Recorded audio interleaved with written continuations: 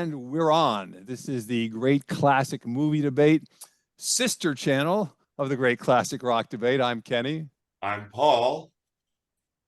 And I'm Steve. And we talk movies, anything about movies, old movies, new movies, comedies, westerns, dramas, you name it. We try to have fun and keep it interesting. For tonight, did we pick a topic? I don't think we really did. What did we talk about last week? I've forgotten already. I don't know either, but you did mention that you saw The Sound of Freedom this week, right? Yes, okay. I did. Let's at least give that a few minutes then. Oh, so please. Give us your thoughts. It's one of those movies I know what I'm going to see. Like when I saw The Passion of the Christ, I know what I'm seeing, right? Or right. Titanic. You know what's coming. Right. So, well, don't tell everybody that the boat sinks. We don't want to give anything away. I hate that. No, so I see it. It's very well done. Jim Caviezel is a movie star. That guy is something else. When you start in the movie at the very beginning, like when this woman comes up, and she was actually like a Miss Chile or something. Yep. And she lures these kids in with these packages, like this brochure, Steve, of, oh, your kid could be in the movie. I'm like, any American would be like, red alert, shields up, phasers locked on target, kill this woman. But people down there are naive, these poor people, and they're gullible, and then the biggest red flare ever launched in the history of the human race is when he drops his two kids off there. She goes, oh, parents are allowed to stay, come back at 7. And I said, what effing universe do you think I live? I'm going to let my kids out of my sight. You are insane. But to be fair, if you're a scammer and you've got the girl who's the Miss Universe contestant, who's not only beautiful, but she's she's face friendly. You've probably seen her on TV or whatever. So if she says it, it just tends to make you go along with it because she's not going to lie to us. And then I was already feeling some tears coming because I know, you're like, oh my God. And I was sitting next to a dad with his daughters, and him and I looked at each other like, oh my God, I can't believe this worked. And it did. Yeah. And then this guy, I forgot his real name now. Tim Ballard? Yeah. He's got cojones the size of watermelons. What he did in that movie and got away with. And I thought the best part of the movie, other than the great part of the movie, the best part of it was, Steve, they set this gigantic sting up on an island near Colombia or Venezuela, and they capture all these bad guys there, and they rescue like 100 kids, something like 100. So as the credits are rolling, they roll the real footage from the real bust. Right, it's a bloody carbon copy of what the movie is. Exactly. Yeah, and you're like, oh my God, it must be the same island too. And it's not faked at all. And they show the girl; she's very pretty. Yep. And they show these people, and Steve, it was, oh my God, it's just brilliant, and I can't believe, it's scary. Highly recommended. Yeah. Have you seen this? You haven't seen it, Steve? Have you? I have not. I have yet to see it. Well, stop watching Barbie and go see that. I haven't put it on your hit list. I was pushing your buttons. I'm going to go see The Last Voyage of the Demeter, though. The new Dracula movie, which, again, is probably going to be blasphemy. Why don't you go see Sound of Freedom? Why don't you do that? Here's the thing. I will see it eventually, but this is not a knock on the film, but it doesn't have any – it just doesn't interest me. And I don't have kids, so maybe that's one reason behind it. Really? But, it doesn't, there's nothing behind it that seems that for somebody like me, like it just, I don't know. I don't really have a strong desire to see it. I mean, that's fair. Hold on, but do you have compassion for another human being suffering? Yeah, Paul, hold on. Let me say this real quick. Because there have been movies many times in my life where there was some cause or some topic that everybody was on board, and I was going, I don't know, it doesn't really affect me that way. So I get it. But here's the part that is definitely something that needs to be mentioned, and that is the fact that Hollywood has been so unsupportive of the film, and attacking it. The people who have come out singing the praises have been utterly assaulted, attacked. And it's just like, wow, this just goes beyond. I mean, it goes beyond just the subject matter of the film. Why does Oh, yeah. Hollywood hate this so much? You know, so That Hollywood's, I mean, it's a bunch of morons, because wouldn't you, if I ran a studio, I would say we're going to stop spending $300 million on these tentpole movies. I would say let's start making movies that they made in the 70s that were like Sound of Freedom. I mean, that had more serious topics about it, but also had much smaller budgets, 25, $30 million. And let's see if we can gross $100 million off that. Not let's spend $300 million and see if we can make our money back, and maybe make a couple million off that. I mean, they don't even make enough money to pay the interest off the loans that they're borrowing for these. It's insane, but I don't know. Maybe that's a separate topic. But, again, Paul, everybody has their kind of soft spot. For me, it's just not a topic. Like, I'll see it eventually. It's just not a movie that I feel like I need to go out and see. If they were selling women into slavery, I just, maybe I'm a if you make a movie about, but if you make a movie about grizzly bears, I will go see that. Oh, but I hold on, being tortured and killed, and yeah. So, no, but I'm just saying, like, the storyline is not something that I don't know that I'm that interested in seeing. I understand. If I'm going to invest 2 hours of my time into something, I want it to be something that I actually, will enjoy my 2 hours, whether or not I'm being enlightened or not. Here's the other thing. These people are not just taking kids. These people are all bad on 100 different levels. They're doing all these other bad things too. Yeah. So it's again, it's not a knock against the movie. It's like, do I want to go spend 2 hours of my life seeing the next Fast and the Furious movie? Probably not. Yeah, but you're comparing a ridiculous fantasy fiction movie, which is garbage. I'm comparing. Comparing my own interest of things that I find interesting that I want to invest my 2 hours in. I get it. It's not a knock against the movie. Well, you should still go see it. I'm not saying it's bad. Yeah. So if you saw a kid being kidnapped, would you stop it?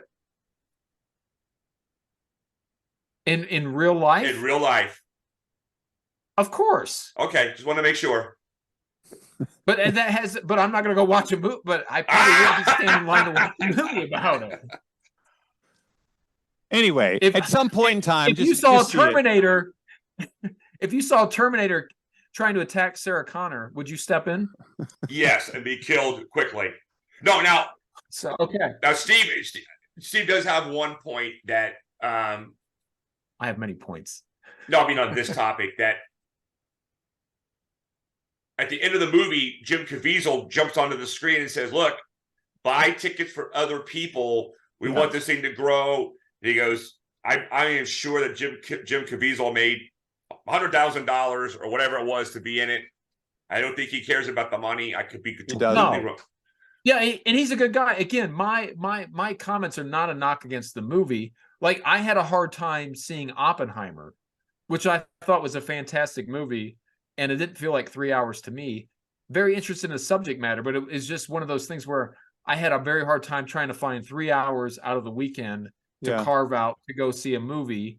And, The Sound of Freedom, I'm sure it's a good movie. I have other interests that I would rather, other movies. Like, I watched Jaws 2 last night for probably the 300th time. So just saying that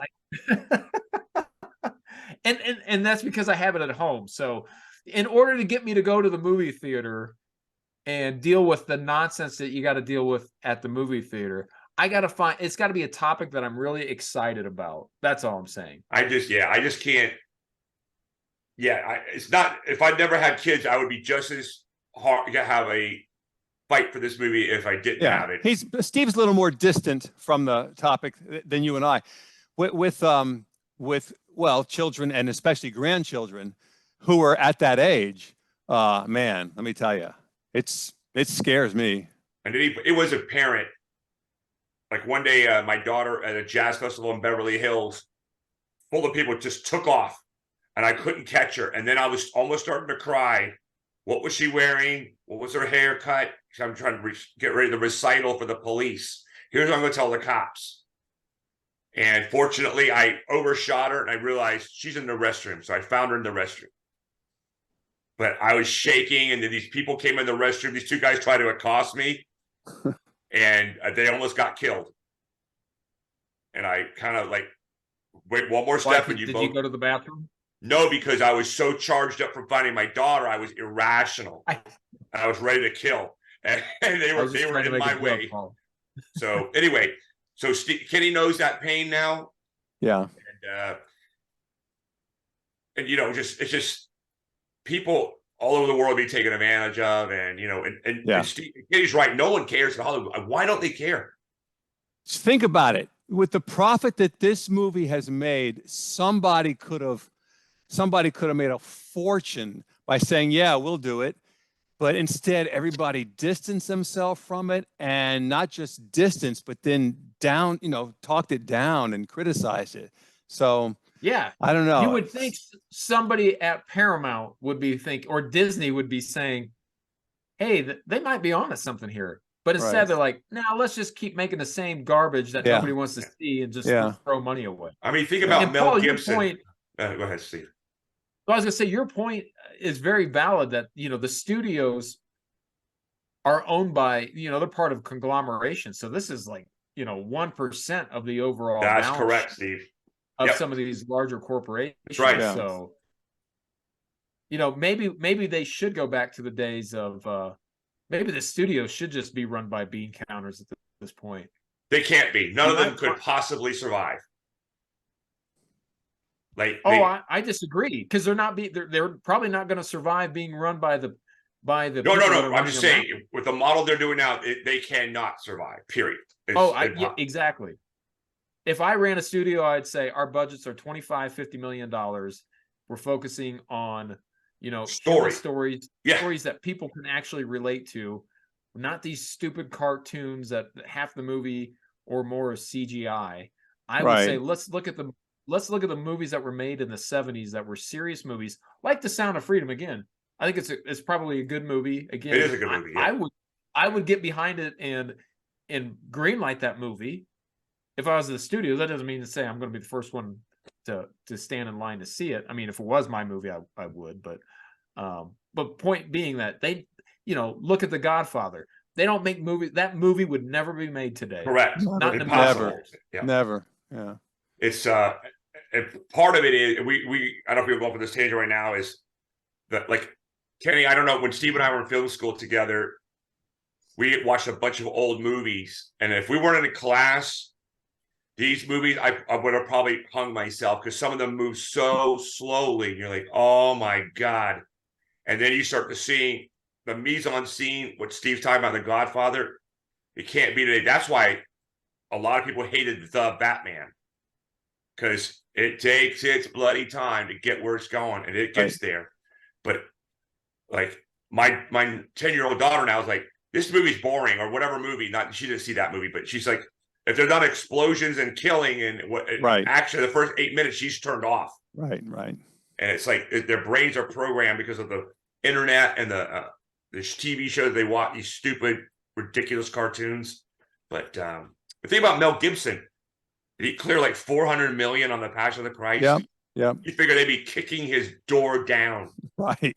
You'd think. Let's make a sequel to The Passion. Let's make a movie about Jesus's life before he was No, I don't know if you could make a sequel to The Passion. I'm pretty sure I'm pretty sure it's planned already. Well, Steve, remember the Bible. We're not going down this road right now, but the Bible, Kenny, correct me, was started to be written 100 years after Jesus' death. Is that right? The first 4 books were written, or chapters, whatever you call them, about 60 years. Okay, whatever. Talking about the 4 Gospels. Yeah. But the sequel to The Passion of the Christ would be Armageddon. No, it's going to be called The Resurrection. Well, Resurrection, and then the Christian Church, right? How they well, that happened. Huh? That happened at the end of Passion of the Christ. They did have the resurrection, because the last shot, the last scene was the tomb opening, and it was whole in the tomb. Yeah. But I'm saying, like, the sequel is Armageddon. That's all. Well, I know what you're saying, but there's a movie there after Jesus comes out. Oh, definitely. Or it's the Book of Latter-day Saints. Ha! Moroni. We love Mormon people. I spent all of the year 2000 basically in Utah. Love you guys. I know it's not. It's a joke, but not a joke. I mean, because my limited knowledge of religion in general, but that, I mean, the Book of Latter-day Saints is supposed to be what happens after the New Testament, or right, maybe not exact, but it's, hey, we believe in the Old Testament, the New Testament, and now here's what happened after that. Right. But like, that's my limited knowledge of the Mormon Church. Well, Kenny, David Limbaugh, Rush Limbaugh's brother, wrote a book. I have it. I started. It tells a story of Jesus, but in chronological order. Right. So you don't have to go Mark. Well, Jesus did this when he was this, and then that happened after this. You're like, oh my God, my head's going to blow up because the Bible. Let me interrupt. One of the things that we, or I should say, one of the volumes that is our most go-to book of all of the books that we have is called the Chronological Gospels. And the author is a guy named Michael Rood, R-O-O-D, and he basically has taken the 4 Gospels and aligned them based upon different miracles. And he aligned them chronologically. So when you read them like it's that, going forward. Correct. It makes so much more sense, yes. And it resonates so much more easily because you can follow a timeline, which otherwise you don't get that when you're reading. You're like, because the pastors will just read a section of Jesus did this. I'm like, okay, when did that happen? Right. Right. I got the parable. I got that part, but right. If I'm trying to, like, when they do such a bad job teaching history, forget Jesus for a moment. I don't want to say it that way, but setting aside Jesus, when you teach your history, I could teach a history class in an hour and cover what's important in history. Okay. Because you got to structure it the right way. But at one time we were running around the thing. Then we became polytheistic. They became monotheistic. And then man thought they were God. And then, that kind of thing. Right. That was covered in History of the World. Yes, it was, by the chimps at the very beginning. Just to tie it back into movies. You could teach the history of the world in 2 hours. Yeah. By watching Mel Brooks. Right. These 15 10 commandments. Dropped one of them. Right. Was that Charlton Heston doing that, by the way? No, it was Mel Brooks. Oh, it was Mel Brooks. Okay. It would have been funny if they got Charlton Heston to do it. That would have been right. That would have been pretty funny. Right. Hey, we could talk about we've already blown a lot of time, but we should talk about Mel Brooks and what a genius he is. And let's make that next episode. Mel Brooks. Yeah.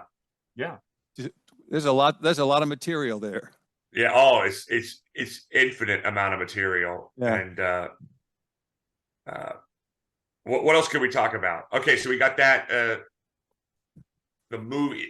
Okay, well, I just go ahead, Steve. The year's more than half over at this point, and I know usually Oscar-winning material is not released until later in the year. Usually, but has there been any good movie? I guess I think I know what you would say is that the Jim Caviezel movie, why is it The Sound of Freedom? You talk about for best really picture, I don't expect it to be nominated. No. I don't either. But in your kind of opinion, has there been anything that's actually been good released? I mean, we're in a period right now where like I feel like it's the death of Hollywood. There's so many awful movies released are terrible. I went and saw The Meg 2 last weekend. Why? Because I couldn't get into The Sound of Freedom. No. I enjoy monster movies. I enjoy movies about sharks and wildlife and that kind of stuff. I know it's a bad movie. I knew what I was getting myself into. But again, I have that movie pass, so it doesn't cost me anything. And I just wanted to go in and sit for an hour and a half. But not see Sound of Freedom. Is he a stupid shark movie? And I just watched it and I was like, this is the dumbest movie ever made, but it's kind of funny. But the point being, they don't even make like, there's nothing like like Oppenheimer is like the needle in the haystack. Yes. They're the exception. Like if you go back into the 70s, that kind of movie would have been made, something like that would have been released every month. But in this day and age, it's nothing but Marvel movies and really bad CGI movies. And remake like Barbie and like, you know, which they're actually doing pretty well. But the other movie that's going to be is the Scorsese movie that's coming out, the Native American movie where they steal. I forgot what it's called. Owl Creek. No, it's not. That's something else. That was the name of a Twilight Zone. I know. It's just part of things popped in my head. It's called. I know what movie you're talking about. The new Scorsese movie. I'll probably go see that.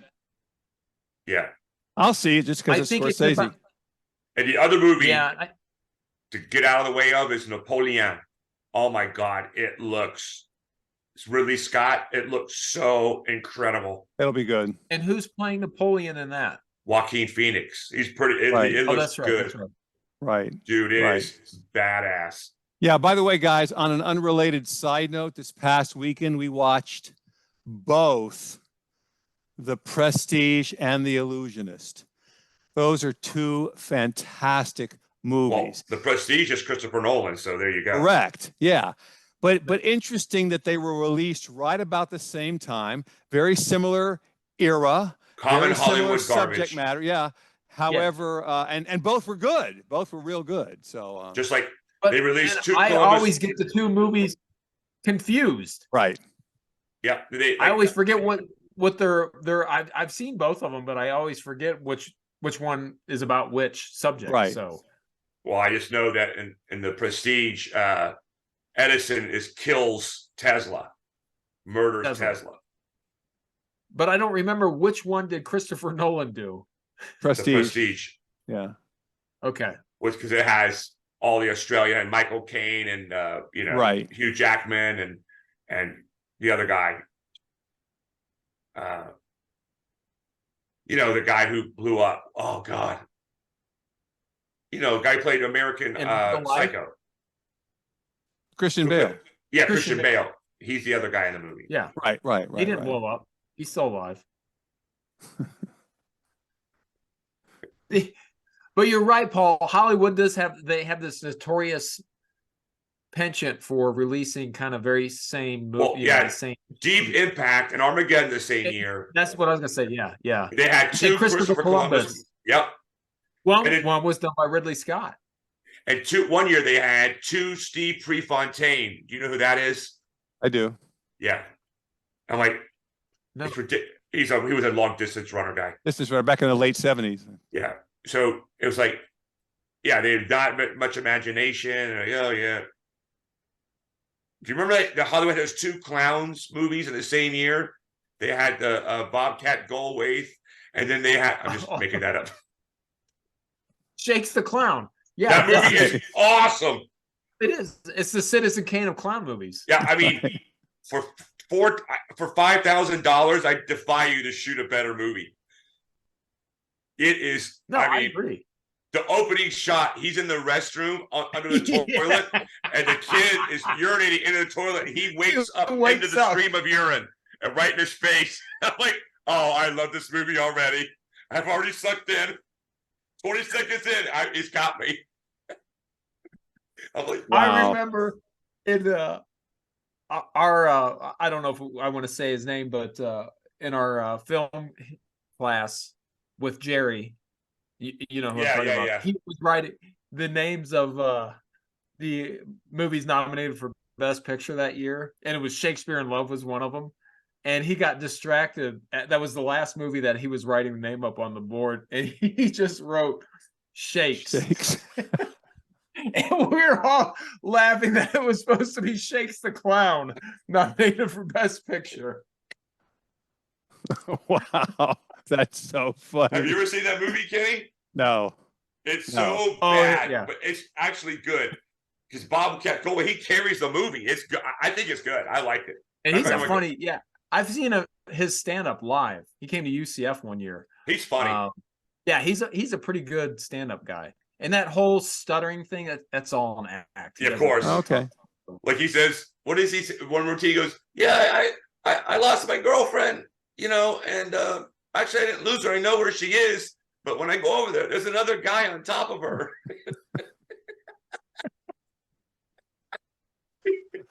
Wow. Like, that's awesome. Right.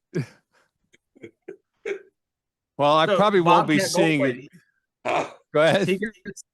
Bobcat gets the honorary Oscar. Yeah, he guess, does. this week. Okay. Hell All right. Fair yeah, enough. he gets it. Yeah. Well, let's go ahead then and shift into honorary Oscars because it's just about that time anyway.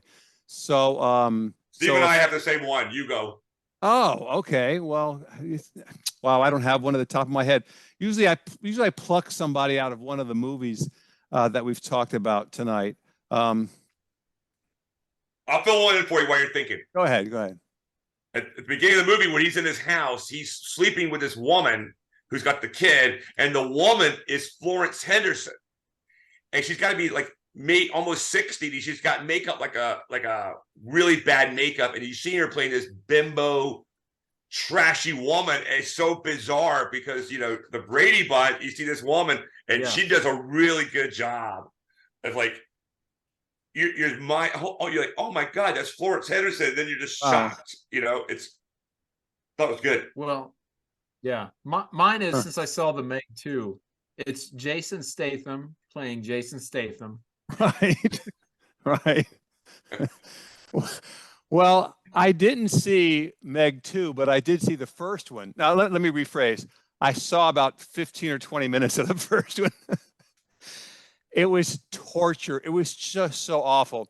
So for me, it was unwatchable, which is why I would never see the second one. But in the first one, I was surprised that the guy who plays Dwight on The Office was on there. He was like that show? I don't even remember. Yeah, he was like the wealthy guy who's you're right. on. Yeah, exactly. Yes. Okay, he's my honorary Oscar for Meg for the first Meg. Wow. That book or the movie The Meg is based on a literary classic called The Trench, which it is based on a book, but that just goes to show you that even a movie as dumb as The Meg, like Hollywood still won't take a chance on like original intellectual property. They'll still, for a movie like that, they still rely on a book, on a novel, as if they could not come up with some dumb idea on their own. Right. Because they do like Meg 3 and they have the Meg versus Meg Ryan, and they could just really fight each other to death. But don't forget, you always have to have a woke angle too, to make it extra bad. That's right. Yeah, she'll whip the. I will Meg's say ass. this: for the movies like the Meg, though, it is obvious that it's kind of like the old. It feels like a Godzilla type of movie. Granted, it was more of a Japanese movie, but there's a heavy. It's obvious in this that they're going for the Chinese audience because there's a lot of money, in the international box office. Right. Because there's a lot of I don't know if they're stars in China, but they do heavily draw upon a cast that's Chinese American, and so I'm sure some bean counter said, hey, in order to make money, we gotta pull in the Chinese box office. So good move on their part. Still bad movie. The global market. I mean, what the movie makes in the United States is just the start. The global market is huge, and if they can make it back globally, then if it underperforms here in the States, that's okay.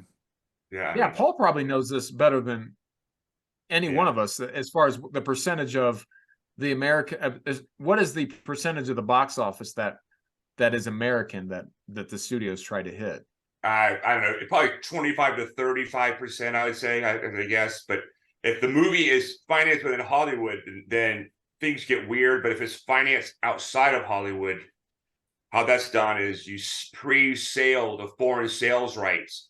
So you don't care that much about the foreign sales once you've sold because you're not getting any more money. The movie, you pre-sold your foreign sales rights to get money to make the freaking movie.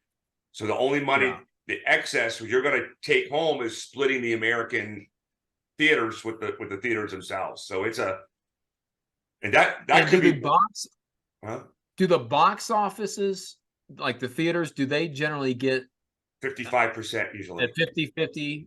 They get a little bit more than 50%. Yeah.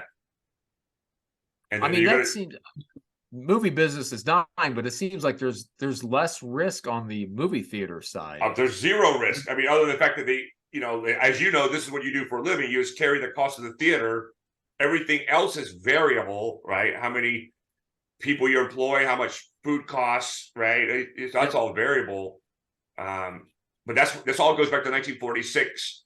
Kenny, at 1946, Paramount owned the entire vertical. So they made the movie. They owned a theater where it was shown. So they controlled the entire, it's called a vertical integration. So it was a Supreme Court case, Paramount decrees. I forgot the whole thing now, but they made them divest, all the studios divest the theaters. Okay? Because theoretically, the theater could just say, we're just going to shoot Paramount movies in here, or show Paramount movies in here, or maybe MGM. And if Paul and Steve, you made a movie, they're like, screw you. Well, they didn't make them. Well, they gave them a choice of one or the other. So, yeah. They said, okay, they sold off. But now I'm starting to understand through a term called interlocking directorates, where this guy owes 20% of the other guy, and that guy owes 42% of this guy. And I've heard they're getting back into that business. Because plus AMC is getting the crap kicked out of it. And I don't know about Regal, Steve, but that's why I wouldn't be surprised if at some point in the future, I know that, that case was already settled decades ago. In 1946. There probably could be a case at some point where the theaters could get back in, or the studios could get back into owning the theaters, because if all the theater owners go bankrupt, I mean, you have a case right there saying that they don't have a viable. That's exactly right. That's right. But I'm not an attorney. It seems to me that it's all moving away from the theaters anyway, so I'm not sure that they're gonna survive. Yeah, well, ultimately, I don't even know if this streaming is not even, for the most part, it's not even a profitable business other than for like Netflix. But Disney continues to lose hundreds of millions of dollars on streaming. Right. And now, you're getting to the point now where the streaming packages cost more than your cable. And you're paying $15 a month for streaming in some cases, and you're getting ads. So why in the hell would you do that? Yeah. As a consumer, if I'm paying money for that, I don't want ads. And I think the NFL is going to go down a very similar path. Yeah. I know it's a different topic, but why as a business would you make it harder for people to consume or find your product? Right. I don't want to watch NFL games on my laptop on YouTube. Right. Right. And having multiple streaming services that are going to, show the NFL games. I haven't watched a Thursday night game. I didn't watch one at all last year because it was Amazon. was it Amazon? I think so. And now, CBS. Now DirecTV no longer has the NFL Sunday Ticket. It's all supposed to be on YouTube. Most people have big screen TVs, and I know you can watch stuff, you can hook your computer up and to a TV, but I don't want to go through that hassle. I just want to turn the remote on and flip to the game. Right. So I don't know. I mean, the NFL, they're smart business, but I don't know if they're making a smart decision in this case. Just everybody streaming in the future. Unless it's a super, super good movie, and whether like 3 of those a year, the NFL knows the diehards will go out and pay. They know it. That's true. But, I think it's going to go back. Steve's going to laugh now, to what Jim Cameron said 20 or 30 years ago. He said, every movie ticket should cost $100. And no, I know. We see nobody what I have. go. Yes, but okay. I would go ahead. Yeah, okay, guys, hold that thought because we're out of time. Let's go ahead and wrap this up. We can lead into that one next time. Plus, we're going to do Mel Brooks next time. Yeah. But we're pushing up against the clock now. So we already done our nominations. So I'm just going to wrap it. Okay, so for this week, That is the Great Classic Movie Debate. Please don't forget to check out our sister channel, the Great Classic Rock Debate. I'm Kenny. I'm Paul. I'm Steve. And if you happen to be watching right now, please like, comment, and subscribe. We will love you for that. Until we meet again, we'll see you next time.